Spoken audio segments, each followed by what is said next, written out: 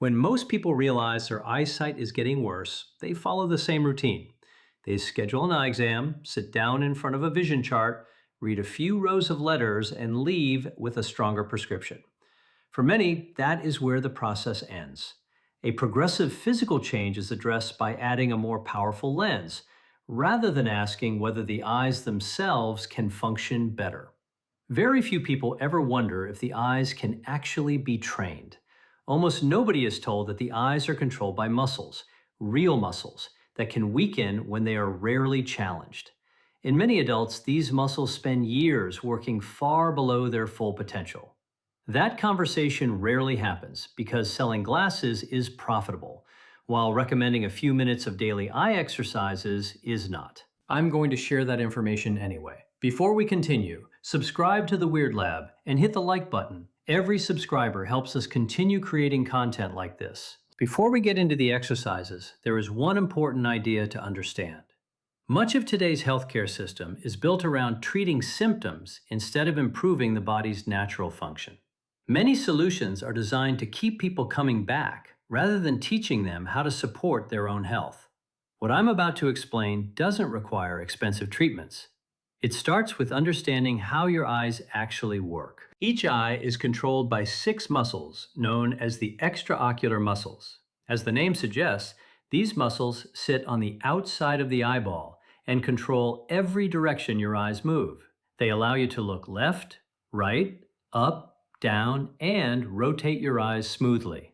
Once you understand what each muscle does, the exercises will make much more sense instead of feeling random. The medial rectus pulls the eye inward toward the nose, while the lateral rectus pulls it outward away from the nose. Together they control all side-to-side movement. The superior rectus lifts the eye upward and also creates a slight inward rotation because of the way it attaches. The inferior rectus moves the eye downward while adding its own rotational movement. Finally, the superior and inferior oblique muscles manage rotational stability, helping keep your vision steady whenever you tilt your head or change position. Every time your gaze shifts from one object to another, all 6 muscles work together in perfect coordination. None of them works alone, and every one of them contributes to clear, stable vision. What many people, including more professionals than you might expect, often overlook is that these are not the only muscles involved in seeing clearly. Deep inside the eye is another muscle called the ciliary muscle. This muscle changes the shape of your lens so your vision stays focused at different distances. The lens sits just behind the colored part of the eye, called the iris. When the ciliary muscle contracts, the tension on the tiny fibers attached to the lens decreases, allowing the lens to become rounder for reading or other close work.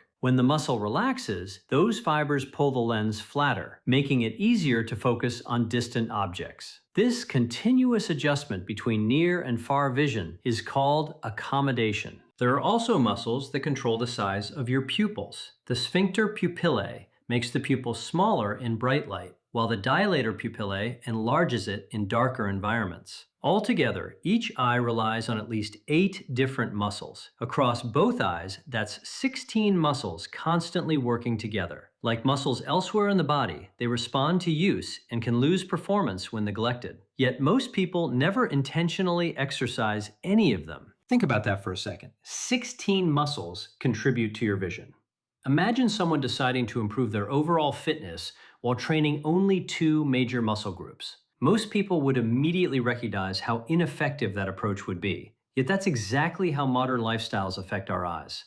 We spend countless hours staring at phones, computers, books, tablets, dashboards, and other close objects. Rarely do we challenge our eyes with wide peripheral movements, rapid changes in focus, or large tracking motions. The muscles responsible for those functions often spend years with very little stimulation. Before I explain the 3 exercises, I want to address a claim that appears in advertisements all the time because it is incredibly misleading. You'll often hear someone promise that one simple eye movement will dramatically improve your vision. That idea doesn't make much sense when you understand how the visual system works. Imagine someone claiming that exercising only your index finger is enough to become an accomplished pianist.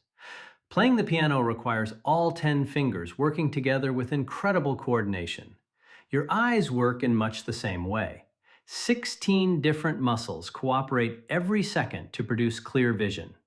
Training only one movement or one muscle cannot realistically transform your eyesight.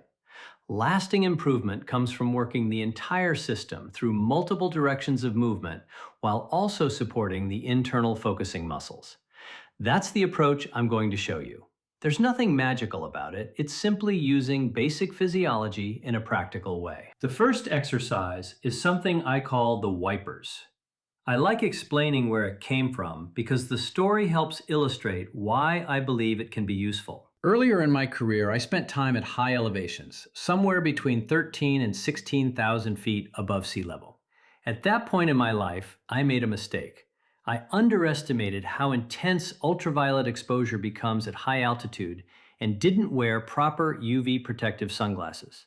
That decision came with consequences. Many people don't realize that ultraviolet radiation increases significantly as elevation rises. Once you're above roughly 8 to 10,000 feet, the thinner atmosphere filters out much less UV light. As a result, your eyes receive far more intense exposure than they would at sea level.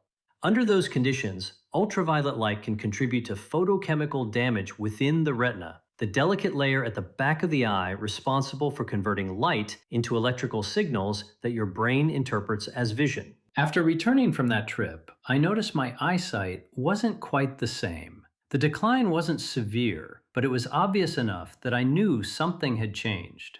Instead of immediately accepting a stronger prescription as the only solution, I began exploring different ways to improve how my eyes functioned. One technique stood out more than the others because I noticed changes surprisingly quickly. That exercise became what I now call the wipers. Here's how you perform it. Keep your head completely still. Move your eyes as far to the right as they can comfortably go, reaching the outer limit of your range. Once you're there, slowly guide your eyes across in one smooth horizontal motion until they reach the far left edge. Then reverse the movement and return all the way back to the right. The motion should be slow, controlled, and deliberate, not fast or jerky. You're tracing the widest possible path across your field of vision.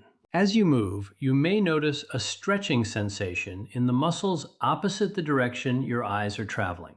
That's completely expected because you're taking those muscles through a range they may not have experienced in a long time.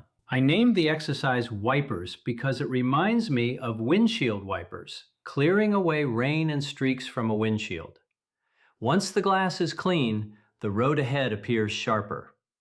Many people describe a similar feeling after performing this movement, reporting that their vision seems clearer or more refreshed after only a few repetitions. One thing surprises many people the first time they try it. When they reach the extreme edge of their eye movement, they often experience discomfort or even mild pain. Naturally, they worry they've injured something. In most cases, that's not what the sensation means. Instead, it often reflects how little those muscles are used during everyday life.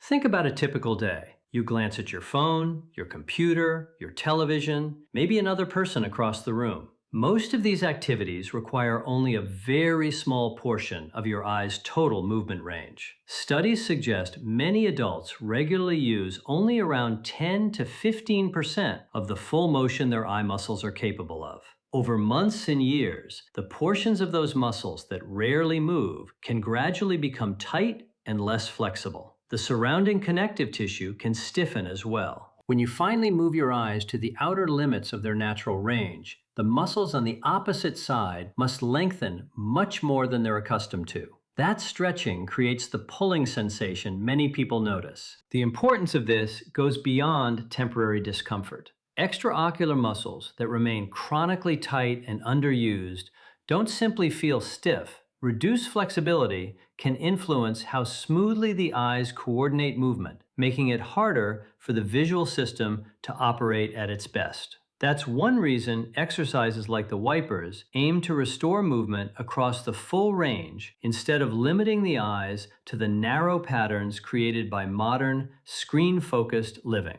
When the muscles around the eyes stay tight for long periods, they don't just become stiff. They also place constant physical pressure on the eyeball itself. The eye isn't a solid object. It has flexible outer layers, fluid inside, and structures that respond to pressure from the surrounding tissues. If those muscles remain tense day after day, they can compress the eye. That compression may influence the tiny blood vessels responsible for nourishing the retina. The retina is much more than a simple light sensor. It is actually nervous tissue and in many ways an extension of the brain itself. Because of that, it has an enormous demand for oxygen and nutrients. Like all neural tissue, it is highly sensitive to changes in blood flow. Even a slight reduction in circulation can affect how clearly you see. This is why the wipers exercise is about much more than relieving muscle tightness. As those muscles gradually relax and regain flexibility, they place less pressure on the eyeball. That may help improve circulation around the eye, allowing the retina to receive better oxygen and nutritional support. The goal isn't simply to make the eyes feel more comfortable, it's to create healthier conditions for the tissues involved in vision. If you practice this exercise every day, you'll usually notice a predictable pattern of improvement. During the first week, reaching the outer limits of your gaze becomes noticeably easier and less uncomfortable. After about 2 to 3 weeks, most of that tightness has either greatly decreased or disappeared altogether. That's an encouraging sign because it suggests the eye muscles are returning to a healthier resting state instead of remaining constantly shortened. Once you reach that point, maintaining the improvement only requires a few minutes of daily practice. The second exercise is something I call gentle vibrational massage. Before explaining how to do it, it's important to understand why it may be beneficial. In professional massage and manual therapy, practitioners commonly use 4 primary techniques. One involves smooth gliding strokes across the surface of the skin. Another uses deeper friction to target specific tissues. A third relies on rhythmic compression and release, often called kneading. The fourth is vibration. Among these methods, vibration is unique because it sends mechanical energy through deeper layers instead of affecting only the surface. Rather than stopping at the skin, the movement travels through underlying tissues, making it useful when the structures you want to influence cannot be reached by direct pressure alone. Now think about the eye. It's roughly the size of a ping pong ball and contains several delicate structures. Most of its interior is filled with a clear gel known as the vitreous humor, which helps maintain the eye's shape. Surrounding it are 3 main layers: the sclera, the tough white outer covering; the choroid, a middle layer packed with blood vessels that nourish the eye; and the retina, the inner layer that converts light into signals your brain can understand. The optic nerve exits from the back of the eye, while the entire structure is surrounded by muscles, cushioning fat, and a fibrous membrane called Tennant's fascia. If the goal is to encourage healthy circulation, support tissue mobility, and promote normal fluid movement within these structures, forceful pressure is not the answer. In fact, pressing directly on the eyeball is something that should be avoided because it can temporarily increase pressure inside the eye, which may not be safe for everyone. Gentle vibration, however, is a completely different approach. Light vibrations may help stimulate local circulation, encourage normal movement of tissue fluids, and relax the surrounding connective tissues without creating excessive pressure on the eye itself. Here's how to perform it. Place one fingertip at the inner corner of your closed eye, near the bridge of your nose, where the upper and lower eyelids meet. Position another fingertip at the outer corner of the same eye. Both fingers should rest mainly against the surrounding bone, rather than pressing into the soft tissues. This is important because the support should come from the orbital bone, not the eyeball. Allow only the soft pads of your fingertips to make the lightest possible contact with your closed eyelid. Don't push or press, simply let your fingers rest gently. Then create a very small, rapid vibration with your fingertips. The movement should be tiny and controlled, lasting around 20 to 40 seconds. When you're finished, slowly remove your fingers. Wait about 5 seconds and then open your eyes. Many people notice that their vision feels fresher afterward. Some describe colors appearing slightly brighter, while others report that nearby or distant objects seem a little sharper. The likely explanation is not magic, but a combination of improved local circulation,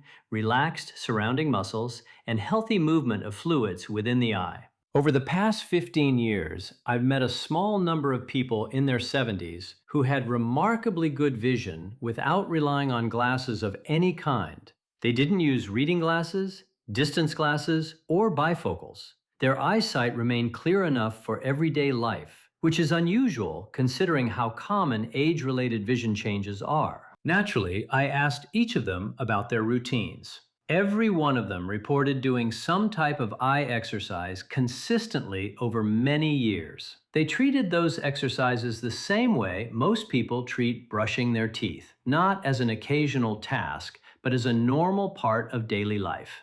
There was another interesting similarity among these individuals. They were mentally sharp. Their memories were clear, conversations flowed easily, and they remained quick thinkers. Now, I want to be careful not to present that observation as scientific proof, because it isn't. It's simply something I noticed repeatedly throughout my career. However, there is a reasonable biological explanation for why vision and brain function could be connected. The visual cortex occupies nearly 30% of the brain's outer surface, making it one of the largest areas dedicated to processing sensory information. Challenging the visual system with movements across different directions, changing focus, and coordinated tracking continuously stimulates this part of the brain. Whether that stimulation directly helps preserve mental performance, or whether people with healthier brains are simply more likely to maintain disciplined habits, is difficult to determine.